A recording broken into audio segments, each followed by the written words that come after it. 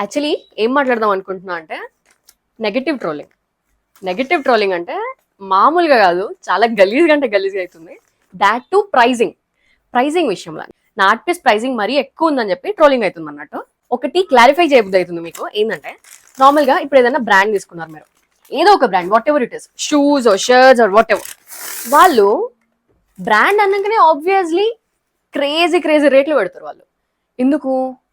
వాళ్ళది బిల్డ్ చేసుకోవడానికి మస్తు టైం పట్టింది కాబట్టి, అండ్ వాళ్ళ క్వాలిటీ మెయింటైన్ చేస్తారు కాబట్టి.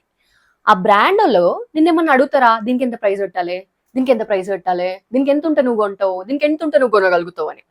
అప్పుడు అది ఎక్కువ ఉంది కదా అని చెప్పి మనం ఏం కొనకుండా ఆగం. దాని ప్లేస్లో వేరేది ఏదైనా వాడడానికో లేకపోతే ఇంకొన్ని రోజులు డబ్బులు సేవ్ చేసుకొని కొనుక్కోవడానికో చూస్తాం. లిటరలీ బ్రాండ్స్ అయినా బ్రాండ్ ప్రమోషన్ కోసం ఎవరి కూడా వాళ్ళకి ఎట్లా ఆడితే అట్లా మన నెంబర్స్ తీసుకుని మెసేజ్ల మీద మెసేజ్లు, వాట్సాప్ లా లేకపోతే టెక్స్ట్ మెసేజ్లు ఇట్లా పంపిస్తూనే ఉంటారు. నేనేమన్నా పంపిస్తున్నాను అట్లా? నాకేమన్నా మీ నెంబర్స్ తెలుసా? లేకపోతే ఇన్స్టాగ్రామ్ లో ఉన్న ఫాలోవర్స్ అందరికి ఇదిగోను అన్నట్టుగా నేను ఏమన్నా పెడుతున్నారా?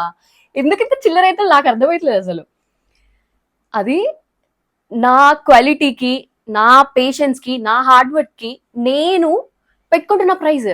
నా ఆర్ట్ పీసెస్ కి నేను కాకపోతే ఇంకేమో డిసైడ్ చేస్తారా ప్రైజింగ్? మీరు ఎవరైనా చేస్తారా? లేకపోతే ఇట్లా ఏమన్నా పోల్ పెట్టాలా, ఇంత కావాలా ఇంత కావాలా ఇంత కావాలా అని? మరీ ఘోరం ఉన్నారు అసలు. నేను ఒక ఎగ్జాంపుల్ తీసుకొని చెప్తా. ఇప్పుడు ఎవరైనా సెలబ్రిటీని తీసుకోండి. ఏంటంటే ఈ మాల్ ప్రమోషన్స్ ఉంటాయి కదా, మాల్ ఓపెనింగ్స్ మాల్ ప్రమోషన్స్ కి రిబ్బన్ కట్ చేయడానికి వస్తారు. రిబ్బనే కదా, ఇట్లంటే కట్ అయిపోతుంది, ఎవరైనా కట్ చేయొచ్చు. అది నువ్వు కట్ చేయొచ్చు, నేను కట్ చేయొచ్చు, ఆడ ఎవరైనా ఉంటారు కదా వాళ్ళు కూడా కట్ చేయొచ్చు. కానీ వాళ్ళు సెలబ్రిటీస్ నే పిలుచుకుంటారు. వాళ్ళకి ఎన్ని డబ్బులు ఇవ్వాలి వాళ్ళు? 5 lakhs, 10 lakhs, 20 lakhs, 30 lakhs, ఇట్లా క్రోర్స్ వరకు ఉంటది వాళ్ళ స్టార్డమ్ బట్టి, వాళ్ళు బిల్డ్ చేసుకున్న దాన్ని బట్టి. వాళ్ళు ఆ రిబ్బన్ కట్ చేయడానికి వచ్చినప్పుడు ఎంత టైం పడుతుంది? మొత్తం మ్యాక్స్ టు మ్యాక్స్ ఎంత టైం పడుతుంది? అది షెడ్యూలింగ్ కి కానీ, వాళ్ళ పియోతో మాట్లాడడానికి కానీ, దానికి కానీ దీనికి కానీ హార్డ్లీ అన్ని altogether 2 hours or 3 hours. అంతకు మించి వాళ్ళు స్పేర్ చేయరు నీకు. వాళ్ళని మనం ఎందుకు పిలుస్తాం? వాళ్ళు రావడం వల్ల మనకు ఉపయోగాలు ఉంటాయి కాబట్టి. ఎలాంటి ఉపయోగాలు? వాళ్ళు రావడం వల్ల మనకు కొంచెం మన షాప్ అందరికీ తెలుస్తుంది, కొంచెం మీడియా అదంతా వస్తుంది, కొంచెం టీవీ టెలికాస్ట్ అవుతుంది, లేకపోతే ఇన్స్టాగ్రామ్ రీల్స్ ట్రెండ్ అవుతుంది, అది అవుతుంది ఇది అవుతుంది అని చెప్పి వాళ్ళని పిలుస్తాం. మనం పే చేసేది వాళ్ళకి ఆ 2 hours కి కాదు, వాళ్ళు అక్కడ దాకా రావడానికి, ఆ స్టార్డమ్ బిల్డ్ చేసుకోవడానికి వాళ్ళు ఎంతైతే కష్టపడ్డారో, ఎన్ని సంవత్సరాలు అయితే తిప్పలు పడ్డారో, ఆ తిప్పలన్నిటికీ వాళ్ళు ఎన్ని సాక్రిఫైసెస్ అయితే చేసిండ్రో, ఆ సాక్రిఫైసెస్ అన్నిటికీ నువ్వు పడుతున్నావు అన్నట్టు పైసలు. వాళ్ళ హార్డ్ వర్క్, వాళ్ళ dedication, whatever it is, వాళ్ళు everything they put their everything, they sacrifice their parents, they sacrifice their career in the sense like professional whatever. ఎంతో మందిని ఇబ్బంది పెట్టిండ్రు ఆ స్పాన్ లా. సిమిలర్లీ వాళ్ళలానే ఇప్పుడు నా ఆర్ట్ పీస్ కూడా, నేనేదో సెలబ్రిటీని, నా ఆర్ట్ పీస్ ఏదో బ్రాండ్ అన్నట్టుగా నేను మాట్లాడతలేను. Of course if we want to build a brand, we have to build it all by our self. అంతే. మన కోసం ఎవడో వచ్చేదో చేస్తాడు, ఏమో వచ్చేమవుతుంది అన్నట్టు ఏముండదు. It's all yours. నువ్వు మాత్రమే చేసుకోగలవు. ఇప్పుడు సిమిలర్లీ ఏ ఆర్టిస్ట్ అయినా ఒక ఆర్ట్ పీస్ కి ప్రైస్ డిసైడ్ చేస్తున్నాడంటే అది జస్ట్ వాళ్ళకి ఎంత టైం పట్టింది అని దానికి కాదు. ఈ ఆర్ట్ పీస్ క్రియేట్ చేయడానికి నాకు లిటరలీ 12 to 13 hours పట్టింది. అది మీరు అనుకుంటున్నారు కదా 20,000, 30,000, 50,000, ఆ ఆర్ట్ పీస్ కి పట్టిన టైం కంటే 10 రేట్లు నాకు ఎక్కువ టైం పట్టింది ఏంటి. కానీ దీనికి నేను ఛార్జ్ చేసేది 3-5. ఎందుకు? ఇది ఎవరైనా వేయగలుగుతారు, ఎట్లుందో అట్లా వేయగలుగుతారు అందుకు కాబట్టి. మోస్ట్లీ నేను ఆర్డర్స్ ఒక 100 ఆర్డర్స్ వస్తే 2 ఆర్డర్స్ కూడా నేను టేకప్ చేయ. ఎందుకంటే నాకు ఎట్లుందో అట్లా వేసుడు ఇష్టం ఉండదు. ఫస్ట్ థింగ్, అది ఎవరైనా వేయగలుగుతారు అంటే నాకు అనిపిస్తుంది. అట్లనే నేను వాళ్ళని తక్కువ చేసి మాట్లాడట్లేదు, వాళ్ళు కూడా చేయడానికి ఎంతో కష్టపడి ఉంటారు. ఇప్పుడు ఏ ఆర్టిస్ట్ అయినా కూడా ఆ ఆర్టిస్ట్ కి ప్రైస్ డిసైడ్ చేయాలి అంటే అది ఎంత టైం పట్టిందో ఆ టైం ని మాత్రమే బేస్ చేసుకొని ప్రైస్ డిసైడ్ చేయరు.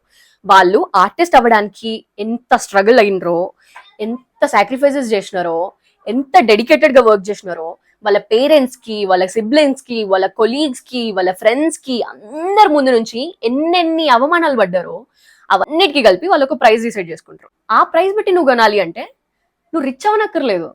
జస్ట్ వాళ్ళ బ్యాక్గ్రౌండ్ లో ఉన్న స్ట్రగుల్స్ అని అర్థం చేసుకుంటే చాలు, నీకు ఈజీగా అర్థమైపోతుంది. నువ్వు ఇంత నెగిటివ్ ట్రోలింగ్ చేయవు, దీనికి ఇంతనా దానికంతనా, ఆ పైసలు పెడితే మేము నెలంతా బతుకుతాం, ఆ పైసలు పెడితే మేము సంవత్సరం అంతా బతుకుతాం అన్నట్టుంటే ఇట్స్ యోర్ థింగ్ బ్రో.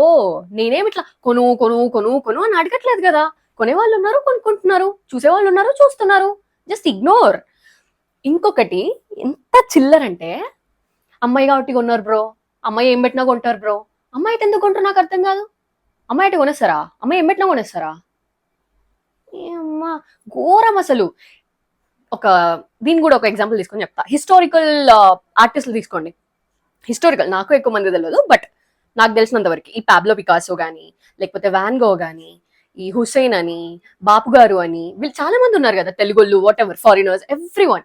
నాకు ఇట్లా పేరు పొందిన ఆర్టిస్టులు ఉమెన్ ఎవ్వరు తెలియదు నిజంగా. ఎందుకు? వాళ్ళ దగ్గర అందరు కొన్నారు కదా, వాళ్ళందరూ అబ్బాయిలే కదా, వాళ్ళ దగ్గరనే ఎందుకు కొన్నారు? వాళ్ళ బ్రాండ్ బిల్డ్ చేసుకున్నారు, వాళ్ళకంటూ ఒక ఫేమ్ బిల్డ్ చేసుకున్నారు, వాళ్ళకంటూ ఒకటి ఉంటది కదా, ఇట్లా ఇది వీళ్ళ దగ్గర చేసినారు, అదేమన్నా కానీ ఇట్లా పెట్టు గీకని, ఇట్లా ఇట్లా ఇయని అలా సైన్ ఉందంటే దానికి లక్షల లక్షల కోట్ల పెట్టి తీసుకుంటారు. ఎందుకు? వాళ్ళది బిల్డ్ చేసుకున్నారు.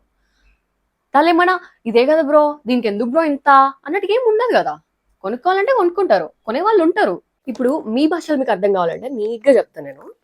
ఈ దేవుడు జాతరలు ఉంటాయి కదా, తిరుపతి దేవుడు కానీ, లేకపోతే కొండగట్టు, వెమ్లవాడ, యాదగిరి గుట్ట, ఇవన్నీ ఉంటాయి కదా, అక్కడ దేవుడు ఫోటోలు ఉంటాయి. 200 పెడితే ఒక ఫోటో వస్తుంది. మహా అయితే పెద్దది మంచి లైటింగ్, ఆ సెటప్ ఈ సెటప్ అయితే 1000 రూపాయలు పెడితే ఒక ఫోటో వస్తుంది. ఇట్లా ఇంటికి వచ్చి ఫ్లగ్ పెట్టుకొని లైట్ వేసుకోగానే క్రేజీ లైట్లు వస్తాయి, మస్తుగా అనిపిస్తుంది. హ్యాండ్ పెయింటెడ్ దానికంటే కూడా మస్తుగా అనిపిస్తుంది. కానీ నేను ఒక ఆర్ట్ పీస్ క్రియేట్ చేసిన, అది శివుడిది, లార్డ్ శివ లోకనాథ్ అని చెప్పి టైటిల్ అనమాట దానికి.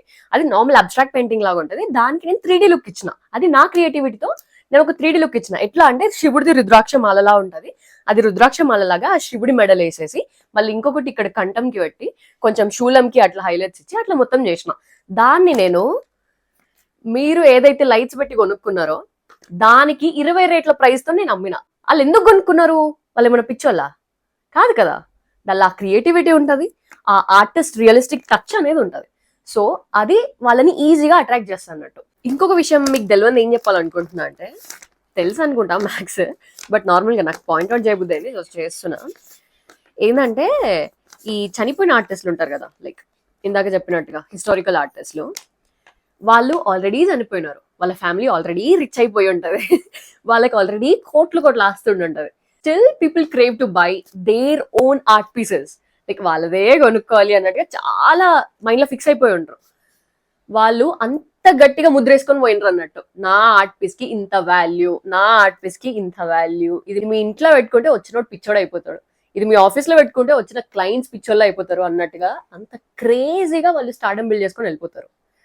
అట్లనే మీరు కూడా బిల్డ్ చేసుకోవాలి. ఆబ్వియస్లీ మేము అలాంటి స్టార్డమ్ బిల్డ్ చేసుకోవాలి అంటే మీరు బతుకున్న ఆర్టిస్ట్ల దగ్గర నుంచి కూడా ఆర్టిస్టులు కొనుక్కోవాలి. అంటే మీ ఇష్టం అనుకోండి, జస్ట్ చెప్తున్నా, లోక జ్ఞానంలో ఇది ఒకటి అనుకోండి. అంటే వీడియో చేయడానికి మెయిన్ రీజన్ మీకు కొంచెం లోక జ్ఞానం ఇవ్వడానికి.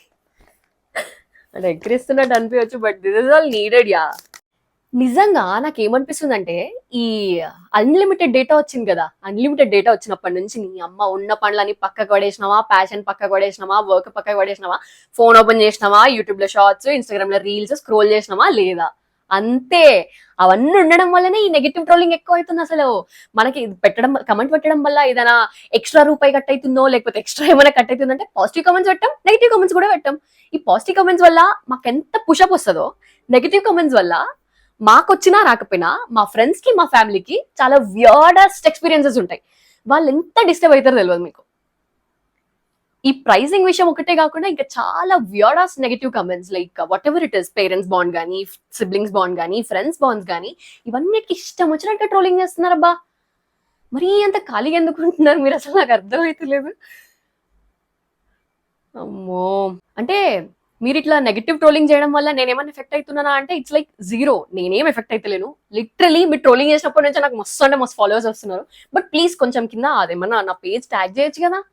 మళ్ళీ అందరు అక్కడ ఆర్టిస్ట్ ఎవరు బ్రో అని కమెంట్స్ లో పెడతా, మళ్ళీ నా ఫ్రెండ్స్, నా ఫ్యామిలీ, నా తమ్ముడు ఎవరో ఒకరు వచ్చి, లేకపోతే నేనే వచ్చి ఇది నాది, నా పేజ్ అని నేనే ట్యాగ్ చేసుకోవాల్సి వస్తుందాడా?